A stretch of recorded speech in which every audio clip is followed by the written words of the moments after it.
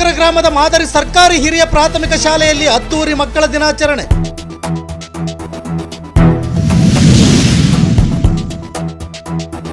SDMC ಅಧ್ಯಕ್ಷರಾದ ನೀಲರಾಜರವರ ಅಧ್ಯಕ್ಷತೆಯಲ್ಲಿ ನಡೆದ ಕಾರ್ಯಕ್ರಮ.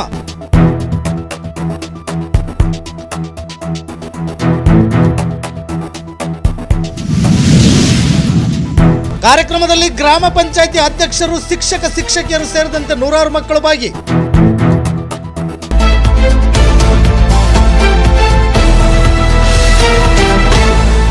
ಎಸ್ ವೀಕ್ಷಕರ, ಚಿತ್ರದುರ್ಗ ಜಿಲ್ಲೆ ಮೊಳಕಾಲ್ಮೂರು ತಾಲೂಕು ಕೋನಸಾಗರ ಗ್ರಾಮದ ಮಾದರಿ ಸರ್ಕಾರಿ ಹಿರಿಯ ಪ್ರಾಥಮಿಕ ಶಾಲೆಯಲ್ಲಿ ಅದ್ದೂರಿಯಾಗಿ ಮಕ್ಕಳ ದಿನಾಚರಣೆ ಕಾರ್ಯಕ್ರಮ ನಡೆಯಿತು.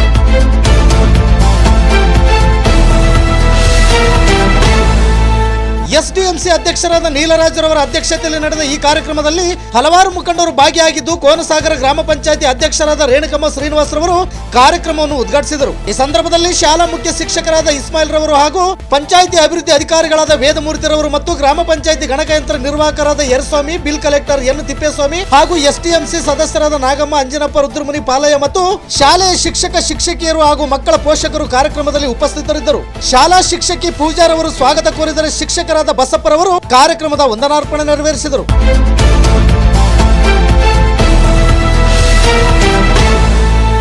ನಿತ್ಯ ನಿರಂತರ ಸುದ್ದಿಗಾಗಿ ಗರುಡ ನ್ಯೂಸ್ ವೀಕ್ಷಿಸಿ. ಸುದ್ದಿ ನಿಮ್ಮದು, ಸದ್ದು ನಮ್ಮದು. ಕೋನಸಾಗರ ಡಿವಿಷನ್ ವರದಿಗಾರರು ರುದ್ರಮುನಿ ಮೂಲೆಮನೆ. ಇದು ಗರುಡ ನ್ಯೂಸ್. ನಾನು ಮಲ್ಲೇಶ್ ಕಮತೂರು.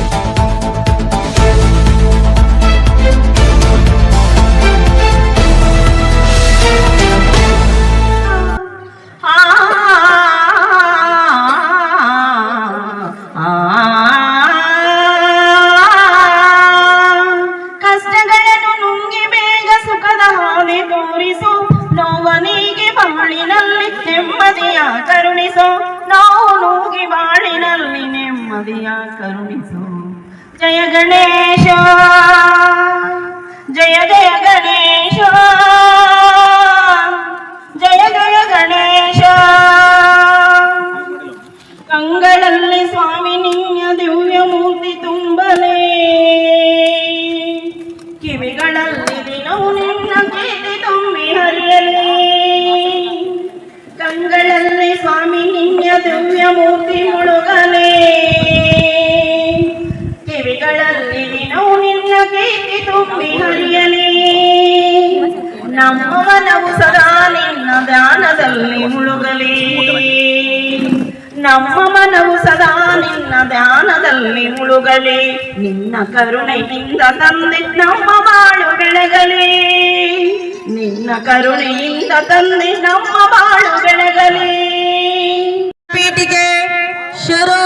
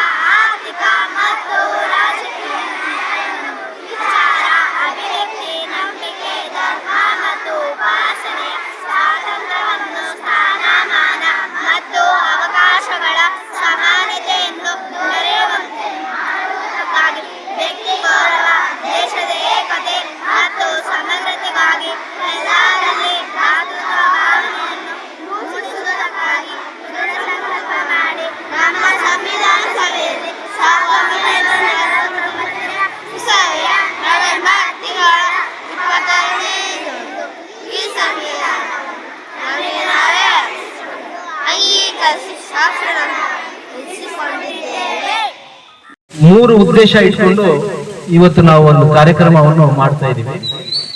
ಒಂದನೇದೇನಂದ್ರೆ, ನಮ್ಮ ಉದ್ದೇಶ ಅಂದ್ರೆ ನಮ್ಮ ಸ್ವತಂತ್ರ ಭಾರತದ ಮೊದಲನೇ ಪ್ರಧಾನಮಂತ್ರಿ ಆಗಿರ್ತಕ್ಕಂತಹ ಪಂಡಿತ್ ಜವಾಹರ್ಲಾಲ್ ನೆಹರು ಇವರ ಹುಟ್ಟಿದ ದಿನ.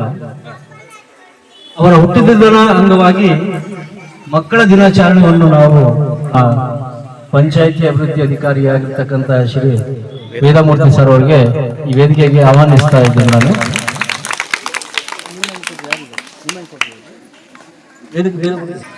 ನಮ್ಮ ಸ್ವಾತಂತ್ರ್ಯ ಭಾರತದ ಮೊದಲನೇ ಪ್ರಧಾನಮಂತ್ರಿ ಪಂಡಿತ್ ಜವಾಹರ್ಲಾಲ್ ನೆಹರು ಇವರು ಸುಮಾರು 1947ರಿಂದ ಹಿಡಿದು 27 ಮೇ 1964 ಪ್ರಧಾನಮಂತ್ರಿಯಾಗಿ ಕೆಲಸ ಮಾಡ್ತಾರೆ.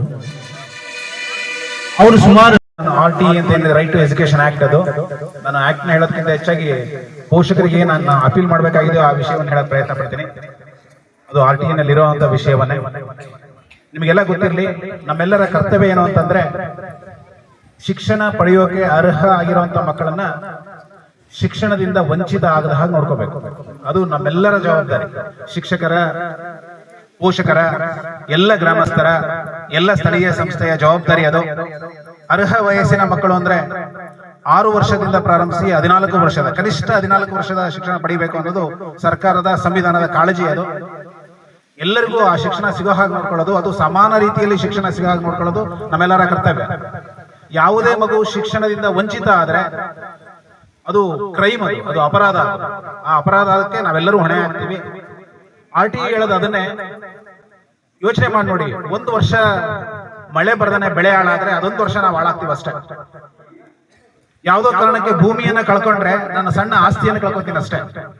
ಆದ್ರೆ ನನ್ನ ಮಗುವಿಗೆ ನಾನು ಕೊಡ್ಬೇಕಾದ ಶಿಕ್ಷಣ ಕೊಡದಿದ್ರೆ ನನ್ನ ವಂಶವೇ ನಾಶ ಆಗುತ್ತೆ. ಆ ಇಡೀ ವಂಶ ಹಾಳಾಗೋಗೋದನ್ನ ನಾನೇ ನನ್ನ ಕಣ್ಣಾರೆ ನೋಡಿದಾಗ ಆಗುತ್ತೆ. ಶಿಕ್ಷಣ ಪಡೆದಲ್ಲರಿಗೂ ಉದ್ಯೋಗ ಸಿಗಲ್ಲ, ನಮಗೆ ಗೊತ್ತಿದೆ. ಆದ್ರೆ ಕನಿಷ್ಠ ಜ್ಞಾನಕ್ಕಾದ್ರೂ ಶಿಕ್ಷಣ ಬೇಕು. ಇನ್ನೊಬ್ಬರಿಗೆ ನಮ್ಮ ಮಕ್ಕಳು ಶೋಷಣೆಗೆ ಒಳಗಾಗಬಾರ್ದು ಅನ್ನೋದಕ್ಕಾದ್ರೂ ಶಿಕ್ಷಣ ಬೇಕು. ಇಲ್ಲಿ ನಾವೇನು ಶಿಕ್ಷಕರು ಅಂತ ಕೂತಿದ್ದೀವಿ, ನಮಗೇನಾದ್ರೂ ಸಮಾಜದಲ್ಲಿ ಒಂದು ಸಣ್ಣ ಗೌರವ ಅನ್ನೋದಿದ್ರೆ ನನ್ನ ಮಕ್ಕಳಿಗೆ ಹೇಳೋದನ್ನೇ, ಅದು ಶಿಕ್ಷಣನೇ ಕಾರಣ. ಅಲ್ಪ ಸ್ವಲ್ಪ ನಾವು ಗಳಿಸಿರುವಂತಹ ಸ್ವಲ್ಪ ಶಿಕ್ಷಣ ನಮಗೊಂದು ಗೌರವ ತಂದು ಕೊಡುತ್ತೆ, ನಮಗೆ ಅನ್ನವನ್ನು ಕೊಡುತ್ತೆ. ಆ ಕಾರಣಕ್ಕೆ ಪೋಷಕರಾಗಿ, ಶಿಕ್ಷಕರಾಗಿ, ಸ್ಥಳೀಯ ಸಂಸ್ಥೆಯ ಪ್ರತಿನಿಧಿಗಳಾಗಿ, ಎಲ್ಲ ಸಮಾಜದಲ್ಲಿ ನಮ್ಮದೇನು ಗಣ್ಯ ಸ್ಥಾನಗಳಿದಾವೆ ಅವೆಲ್ಲವೂ ಜವಾಬ್ದಾರಿ ಒಂದೇ. ನಮ್ಮ ಗ್ರಾಮದ ಯಾವ ಮಗು, ಅರ್ಹ ವಯಸ್ಸಿನ ಯಾವ ಮಗು ಶಿಕ್ಷಣದಿಂದ ಹೊರಗಡೆ ಇರ್ಕೊಂಡು ಮುಗಿಸಿರ್ಬೇಕು. ಸಂವಾದ ಬಸಿ ಹೂಕಳಸಿನ ಸರ್ ಅಂತಾರೆ, ಅಷ್ಟೊತ್ತಿಗೆ ನಮ್ಮ ಮಕ್ಕಳು ಶಾಲೆಗೆ ಬರಬೇಕು. ಉದ್ದೇಶ ಇಷ್ಟೇ. ಅವಕ್ಕೆ ಏನು ತಿಳುವಳಿಕೆ ಇಲ್ಲದ ವಯಸ್ಸಿರುತ್ತೆ.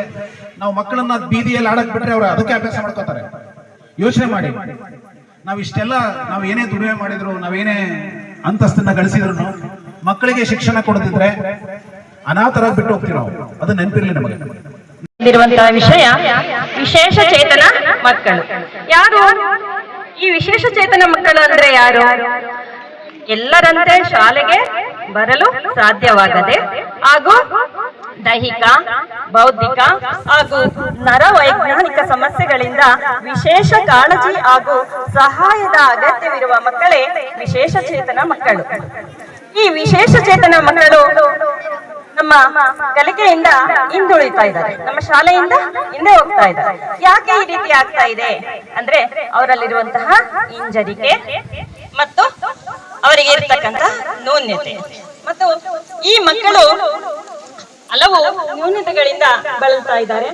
ಆ ನ್ಯೂನತೆಗಳು ಯಾವುವು ಅಂತ ಹೇಳಿದ್ರೆ, ಕೆಲವು ಮಕ್ಕಳಿಗೆ ಕಿವಿ ಕೇಳದೇ ಇರುವುದು, ಹಾಗೂ ಕೆಲವರಿಗೆ ಅಕ್ಷರ ಗುರುತಿಸಲು ಸಾಧ್ಯವಾಗದೇ ಇರತಕ್ಕಂಥದ್ದು, ಗಣಿತದಲ್ಲಿ ತೊಂದರೆಯನ್ನ ಅನುಭವಿಸ್ತಾ ಇರೋದು, ಹಾಗೂ ಅಂಧತ್ವ. ಅಂಧತ್ವ ಅಂದ್ರೆ ಕುರುಡುತನ. ಕೆಲವು ಮಕ್ಕಳು ಕುರುಡುತನದಿಂದ ಅಂದ್ರೆ ಕೆಲವರಿಗೆ ಸ್ವಲ್ಪ ಪ್ರಮಾಣದ ಅಂಧತ್ವ ಇರುತ್ತೆ, ದೂರ ಸಮೀಪ ದೃಷ್ಟಿ. ಮತ್ತೆ ಹಾಗೂ ಈ ಕೋನಸಾಗರ ಗ್ರಾಮದ ನಮ್ಮ ಶಾಲೆಯ ಬಗ್ಗೆ ಹಾಗೂ ಶಿಕ್ಷಣದ ಬಗ್ಗೆ ಹೆಚ್ಚು ಕಾಳಜಿ, ಆಸಕ್ತಿ ಇರ್ತಕ್ಕಂತಹ ಊರಿನ ಎಲ್ಲ ನಾಗರಿಕ ಬಂಧುಗಳೇ ಹಾಗೂ ಮುಗ್ಧ ಮನಸ್ಸಿನ ಪುಟಾಣಿ ಮಕ್ಕಳೇ, ಎಲ್ರಿಗೂ ಕೂಡ ಭಾರತದ ಮೊಟ್ಟ ಮೊದಲ ಪ್ರಧಾನಿ ಜವಾಹರ್ಲಾಲ್ ನೆಹರು ಹಾಗೂ ಮಕ್ಕಳ ಪ್ರೀತಿಯ ಚಾಚಾ ಅಂತ ಕರೆಸಿಕೊಂಡಿರ್ತಕ್ಕಂತಹ ನೆಹರು ಜಯಂತಿಯ ಶುಭಾಶಯಗಳು ಹಾಗೂ ರಾಜ್ಯ ಮಟ್ಟದ ಈ ದಿನದ ಮಕ್ಕಳ ದಿನಾಚರಣೆಯ ಶುಭಾಶಯಗಳು. ಈಗಾಗಲೇ ಈ ಕಾರ್ಯಕ್ರಮದ ಉದ್ದೇಶ, ಮಹತ್ವ ಎಲ್ಲವನ್ನು ಕೂಡ ವಿಸ್ತೃತವಾಗಿ ಚರ್ಚೆ ಮೂಲಕ ಮತ್ತು ಮಹತ್ವವನ್ನು ತಿಳಿಸೋದ್ರ ಮೂಲಕ ಈಗಾಗಲೇ ನಮ್ಮ ಮುಖ್ಯ ಶಿಕ್ಷಕರು, ಸಹೋದ್ಯೋಗಿ ಮಿತ್ರರು ಎಲ್ಲರನ್ನೂ ನಿಮ್ಮೊಂದಿಗೆ ಹಂಚಿಕೊಂಡಿದ್ದಾರೆ. ನಾನು ನಿಮ್ಮೊಂದಿಗೆ ಹಂಚಿಕೊಳ್ಬೇಕಾಗಿರ್ತಕ್ಕಂತಹ ವಿಷಯ ಏನಪ್ಪಾ ಅಂತಂದ್ರೆ, ಬಾಲ ಕಾರ್ಮಿಕ ನಿಷೇಧ ಮತ್ತು ನಿಯಂತ್ರಣ ಕಾಯ್ದೆ ಬಗ್ಗೆ. ಕಾಯ್ದೆ ಅಂದ್ರೆ ಕಾನೂನು ಅಂತ ಹೇಳ್ಬಿಟ್ಟು, ಈ ಬಾಲ ಕಾರ್ಮಿಕ ನಿಷೇಧ ಕಾಯ್ದೆ 1986ನೇ ಇಸ್ವಿಯಲ್ಲಿ ನಮ್ಮ ಭಾರತದಲ್ಲಿ ಸರ್ಕಾರ ಜಾರಿಗೆ ತಂದಿತು. ಇದಕ್ಕಿಂತ ಮುಂಚೆ 19ನೇ ಶತಮಾನದಲ್ಲಿ ಬ್ರಿಟನ್ ದೇಶದಲ್ಲಿ ಈ ಕಾಯ್ದೆಯನ್ನು ಮೊಟ್ಟ ಮೊದಲನೇ ಬಾರಿಗೆ ಜಾರಿಗೆ ತಗೊಂಡ್ಬಂದ್ರು. ಆನಂತರ ಅನೇಕ ಮುಂದುವರಿದ ರಾಷ್ಟ್ರಗಳು ಈ ಕಾಯ್ದೆಯನ್ನ ಜಾರಿಗೆ ತಗೊಂಡ್ಬಂದ್ರು. ಈಗ ಯುಗದಲ್ಲಿ ಯಾರೊಬ್ಬರು ಸುರಕ್ಷಿತವಾಗಿಲ್ಲ. ಮನೆಯಿಂದ ಹೊರಗೆ ಹೋದವರು ಮನೆಗೆ ನಾವು ವಾಪಸ್ ಬರ್ತೀವಿ ಅನ್ನೋ ಒಂದು ಬರ್ತೀವೋ ಇಲ್ಲ ಅಂತಲೇ ಗೊತ್ತಾಗ್ತಾ ಇಲ್ಲ. ಮನೆಯಲ್ಲಿ ಇದ್ದವರು ಸಹ ಸುರಕ್ಷಿತವಾಗಿದ್ದಾರೆ ಅಂತ ಸುತ್ತ ನಂಬಕ್ಕೆ ಆಗ್ತಾ ಇಲ್ಲ. ಇನ್ನು ಮಕ್ಕಳ ಸ್ಥಿತಿ ಆದ್ರೂ ಅಷ್ಟೇನೆ. ಆ ಮಕ್ಕಳು ಅಪರಿಚಿತ ವ್ಯಕ್ತಿಗಳಿಂದಂತಲ್ಲ, ಪರಿಚಿತ ವ್ಯಕ್ತಿಗಳಿಂದಲೂ ಸಹ ದೌರ್ಜನ್ಯಕ್ಕೆ ಒಳಗಾಗ್ತಾ ಇದ್ದಾರೆ. ಈ ಒಂದು ದೈಹಿಕವಾಗಿ ಕಿರುಕುಳ ಪಡ್ತಾ ಇದ್ದಾರೆ. ಈ ಒಂದು ಕಿರುಕುಳ ಅಥವಾ ದೈಹಿಕವಾಗಿ ನಡೆಯುವಂತಹ ದೌರ್ಜನ್ಯವನ್ನು ತಡೆಗಟ್ಟಕ್ಕೋಸ್ಕರ ನಮ್ಮ ಭಾರತ ಸರ್ಕಾರ 2012ರಲ್ಲಿ ಫೋಕ್ಸೋ ಕಾಯ್ದೆಯನ್ನ ಜಾರಿಗೆ ತಂದ್ರು. ಈ ಫೋಕ್ಸೋ ಅಂದ್ರೆ the protection of children from sexually offences, ಅಂದ್ರೆ ಲೈಂಗಿಕ ಅಪರಾಧಗಳಿಂದ ಮಕ್ಕಳನ್ನು ರಕ್ಷಿಸುವಂತಹ ಒಂದು ಕಾಯ್ದೆ.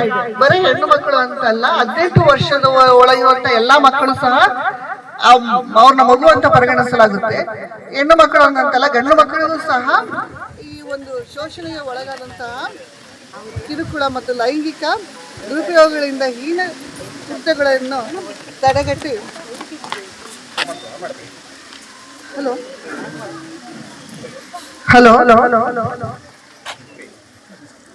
ಈ 18 ವರ್ಷದ ಒಳಗಿನಂತಹ ಗಂಡು ಮಕ್ಕಳು ಮತ್ತು ಹೆಣ್ಣು ಮಕ್ಕಳಿಗೂ ಸಹ ಶೋಷಣೆ, ಕಿರುಕುಳ ಮತ್ತು ಲೈಂಗಿಕ ದುರುಪಯೋಗಗಳಿಂದ ಹೀನ ಕೃತ್ಯಗಳನ್ನು ತಡೆಗಟ್ಟಿ ಮಕ್ಕಳ ರಕ್ಷಣೆ, ಭದ್ರತೆ, ನ್ಯಾಯ ಒದಗಿಸುವ ಜೊತೆಗೆ ಅವರ ಆಸಕ್ತಿ ಮತ್ತು ಹಿತ ಕಾಪಾಡುವ ಉದ್ದೇಶದಿಂದ 2012ರಲ್ಲಿ ಫೋಕ್ಸೋ ಕಾಯ್ದೆಯನ್ನು ಭಾರತ ಸರ್ಕಾರ ಜಾರಿಗೊಳಿಸಿತು. ಮಕ್ಕಳ ಹಕ್ಕುಗಳ ಸಮಾನತೆಯಾಗಿ 1989ರಲ್ಲಿಯೇ ವಿಶ್ವಸಂಸ್ಥೆ ಇದನ್ನು ಅಂಗೀಕರಿಸಿತ್ತು.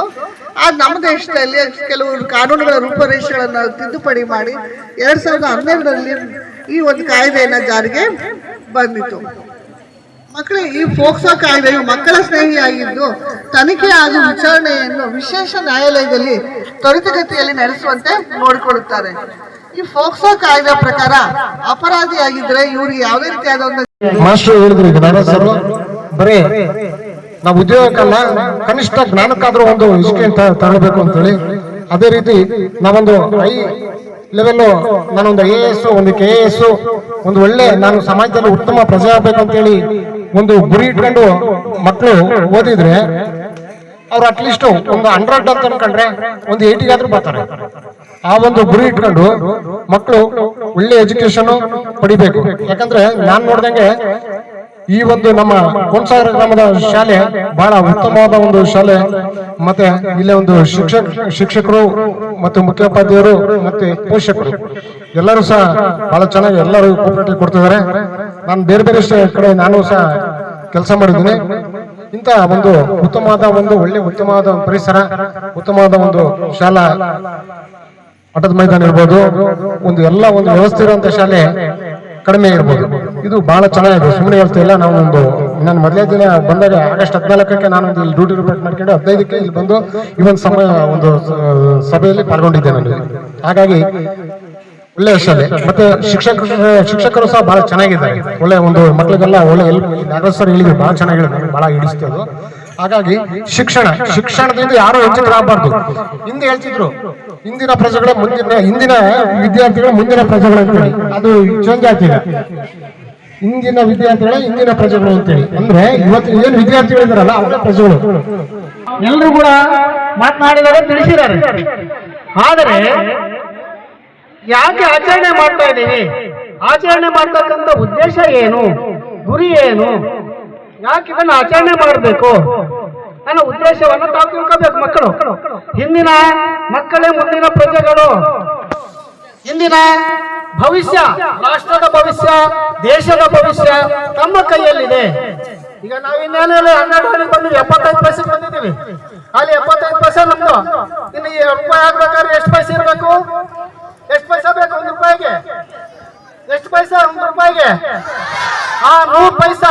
ನಾವ್ ಎಷ್ಟು ಪೈಸದ ಭಾಗ ಅಂದ್ರೆ 75% ಭಾಗ ನಾವೆಲ್ಲ ವಯಸ್ಸು ಕಾದ್ಬಿಟ್ಟಿದೀವಿ. ನಮ್ಮಿಂದ ಏನಾಗುತ್ತೆ, ಸಾಧನೆ ಆಗಲ್ಲ, ನಿಮ್ಮಿಂದ ಸಾಧನೆ ಆಗತ್ತೆ. ಇಂದಿನ ಮಕ್ಕಳೇ ಮುಂದಿನ ಪ್ರಜೆಗಳು ಅಂತ ಎಲ್ಲರೂ ಹೇಳ್ತಾರೆ.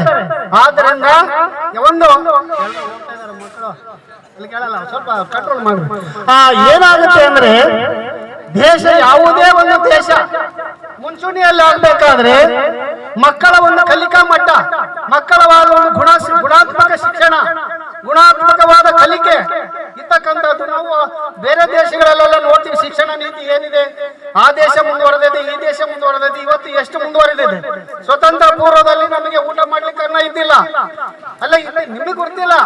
ಈಗ ಹಿಂದೆ ಒಂದು 60-70 ವರ್ಷದ ಹಿರಿಯರು ಕೇಳ್ರಿ, ನಾವು ಸ್ವತಂತ್ರ ಪೂರ್ವದಲ್ಲಿ, ನಾನು 1951ರಲ್ಲಿ ಹುಟ್ಟಿರ್ತಕ್ಕಂಥವ್ರು, ಸ್ವತಂತ್ರ ಬಂದು 4-5 ವರ್ಷದಲ್ಲಿ ಹುಟ್ಟಿರೋ ಮಗು. ಆದ್ರೆ ನಮಗೆ ಅದರ ಒಂದು ಜ್ಞಾನ ಇದೆ. ಆ ಪರಿಸ್ಥಿತಿ ಆಗಿತ್ತು, ಈ ಪರಿಸ್ಥಿತಿ, ಈಗಿನ ಪರಿಸ್ಥಿತಿ ಯಾವ ಮಟ್ಟಕ್ಕಿದೆ. ಅವತ್ತು ಊಟಕ್ಕೆ ಪಜೀತಿ, ಪ್ರಸಾದ ಪಜೀತಿ. ಇವತ್ತು ಸರ್ಕಾರ ಎಷ್ಟು ಸವಲತ್ತು ಕೊಡ್ತಾ ಇದೆ. ಮಕ್ಕಳ ಒಂದು ನಮ್ಮ ದೇಶ ಬಡ ರಾಷ್ಟ್ರ. ಅವತ್ತು ಆಹಾರದ ಕೊರತೆ ಇತ್ತು. ಆ ಆಹಾರದ ಕೊರತೆ ಇದ್ರೂ ಸಹ ಆಗಿನ ಒಂದು ಪರಿಸ್ಥಿತಿಗೆ ಬೇರೆ ದೇಶದಿಂದ ಒಂದು, ಅವಾಗ ಇಂದಿರಾ ಗಾಂಧಿ ಅವರ ಕಾಲ, ನೆಹರು ಅವರು, ಆ ಮಗಳು ಇಂದಿರಾ ಗಾಂಧಿ ಅವರು, ಅವ್ರ ಕಾಲದಲ್ಲಿ ಬೇಕಾದಷ್ಟು ಬರ್ತಾ ಇತ್ತು. ಏನು? ಕೆಂಪು ಜೋಳ ನಾವು ತಿಂದಿರೋದು ಕೆಂಪು ಜೋಳ. ಇವತ್ತು ಸರ್ಕಾರ ಎಷ್ಟು ಸವಲತ್ತು ಕೊಟ್ಟಿದೆ. ಸೇರಿ ಫಿಲ್ಟರ್ ವ್ಯವಸ್ಥೆ ಮಾಡಿಸಿದ್ವಿ. ಹಾಗೂ ಪ್ರತಿದಿನ ಮೊಟ್ಟೆ ಮತ್ತು ಬಾಳೆಹಣ್ಣು ಊಟದ ವ್ಯವಸ್ಥೆ ಎಲ್ಲಾನು ಚೆನ್ನಾಗಿ ಮಾಡಿದ್ವಿ ಅಂತ ಭಾವಿಸ್ತಾ, ಹಾಗೂ ಟೀಚರ್ಸ್, ಇಲ್ಲಿ ಎಲ್ಲ ಟೀಚರ್ಸ್ ಚೆನ್ನಾಗಿ ಪಾಠ ಮಾಡ್ತಿದ್ದಾರೆ ಅಂತ ಭಾವಿಸ್ತಿದೀವಿ. ನಾವು ಕೂಡ ಅವಾಗ ಅಬ್ಸರ್ವೇಷನ್ ಹೋಗ್ತಾ ಇರ್ತೀವಿ. ನಾನು ಕೂಡ ಅವರು ಎಷ್ಟು ಪ್ರಯತ್ನ ಬೀಳ್ತಾರೋ ಅಷ್ಟೇ ಪ್ರಯತ್ನ ನಾವು ಕೂಡ ಪ್ರಯತ್ನ ಬೀಳಲೇಬೇಕು. ಅವ್ರು ಮಾಡೋ ಪ್ರಯತ್ನ ಮಾಡ್ತಿದ್ದಾರೆ, ನಾವು ಕೂಡ ಅಷ್ಟೇ ಅದಕ್ಕೆ ಪ್ರಯತ್ನ ಮಾಡಿದ್ರೆ ಮಕ್ಕಳು ಚೆನ್ನಾಗಿ ಓದ್ತಾರಂತ. ಈ ವರ್ಷದ ಮಕ್ಕಳ ದಿನಾಚರಣೆಯನ್ನ ರಾಜ್ಯಾದ್ಯಂತ ಒಂದು ಅದ್ಭುತವಾದ ಏಕಕಾಲದಲ್ಲಿ ಪೋಷಕರನ್ನ, ಎಲ್ಲಾ ಪೋಷಕರನ್ನ ಒಟ್ಟುಗೂಡಿಸಿ ಪೋಷಕರ, ಶಿಕ್ಷಕರ ಒಂದು ಮಹಾಸಭೆಯನ್ನ, ಕೆಲವೊಂದಿಷ್ಟು ಮಕ್ಕಳ ಶೈಕ್ಷಣಿಕ ಅಭಿವೃದ್ಧಿಗೆ ಪೂರಕವಾಗಿರುವಂತಹ ಚರ್ಚೆಯನ್ನ ಮಾಡುವುದರ ಮೂಲಕ ಪೋಷಕರಿಗೆ ಮಕ್ಕಳ ಕಾಳಜಿಯನ್ನ ಮತ್ತು ಮಕ್ಕಳ ಶಿಕ್ಷಣದ ಜವಾಬ್ದಾರಿಯನ್ನ ತಿಳಿಸಿಕೊಡುವ ಉದ್ದೇಶದಿಂದ ಮತ್ತು ಪೋಷಕರಿಗೆ ಕೆಲವೊಂದಿಷ್ಟು ಸರ್ಕಾರಿ ಸೌಲಭ್ಯಗಳ ಬಗ್ಗೆ ಮಾಹಿತಿಯನ್ನ ಕೊಡುವ ಉದ್ದೇಶದಿಂದ ಇಂದು ರಾಜ್ಯಾದ್ಯಂತ ಈ ಕಾರ್ಯಕ್ರಮವನ್ನು ಹಮ್ಮಿಕೊಂಡಿದ್ದು, ಈ ಕಾರ್ಯಕ್ರಮವನ್ನು ನಾವು ನಮ್ಮ ಶಾಲೆಯಲ್ಲೂ ಕೂಡ ವಿಶೇಷವಾಗಿ ಆಚರಿಸಿ ಕೊನೆಯ ಘಟ್ಟವಾದಂತಹ ವಂದನಾರ್ಪಣೆಯನ್ನು ಮಾಡ್ತೀನಿ. ಮೊಟ್ಟ ಮೊದಲಿಗೆ ಈ ಪೋಷಕರ ಶಿಕ್ಷಕರ ಮಹಾಸಭೆ ಹಾಗೂ ಮಕ್ಕಳ ದಿನಾಚರಣೆಯ ಕಾರ್ಯಕ್ರಮದ ವೇದಿಕೆಯ ಅಧ್ಯಕ್ಷತೆಯನ್ನು ವಹಿಸಿದಂತ ಗ್ರಾಮ ಪಂಚಾಯತಿ ಅಧ್ಯಕ್ಷರು ಮತ್ತು ನಮ್ಮ ಶಾಲೆ SDMC ಅಧ್ಯಕ್ಷರು, ಇವರಿಗೂ ಎಲ್ಲ ಕಾರ್ಯಕ್ರಮದ ಪರವಾಗಿ, ಎಲ್ಲ ಸಿಬ್ಬಂದಿ ವರ್ಗದ ಪರವಾಗಿ, ಗ್ರಾಮಸ್ಥರ ಪರವಾಗಿ ವಂದನೆಗಳನ್ನು ಸಲ್ಲಿಸುತ್ತೇನೆ. ಅದೇ ರೀತಿ ನಮ್ಮ ಶಾಲೆಯ ಮುಖ್ಯೋಪಾಧ್ಯಾಯರು,